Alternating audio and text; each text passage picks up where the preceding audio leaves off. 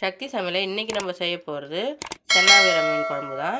இப்போ ஒரு சட்டி மண் சட்டி வச்சுங்க, எண்ணெய் ஊற்றிங்க, வடகம் வந்து நல்லா உடச்சி விட்டு நல்லா வறுத்துங்க. வறுத்துட்டு வெங்காயம் தக்காளி எல்லாம் போட்டு நல்லா வதக்கிங்க. வதக்கிட்டு நம்ம புளி ஊற வச்சு மிளகாத்தூள் உப்பு மஞ்சத்தூள் எல்லாமே போட்டு கரைச்சி வச்சுருக்கேன். அந்த கலவையை இது கூட சேர்த்து நல்லா கொதிக்க விடுங்க. கொதிக்க விட்டோடனே நம்ம தேங்காய் பேஸ்ட்டு அரைச்சி வச்சுருக்கேன், அதையும் இது கூட கலந்துருங்க.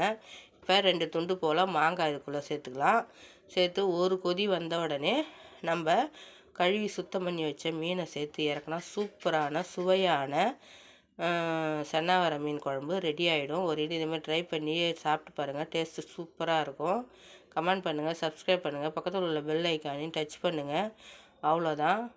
பாருங்கள், நல்லா கொதித்து வந்துடுச்சு. நல்லா இதுமாதிரி கரண்டி போட்டு அடிக்கடி கிண்டக்கூடாது, இல்லை உடஞ்சி போயிடும் மீன். பாருங்கள், சூப்பரான சுவையான குழம்பு ரெடி ஆகிடுச்சு.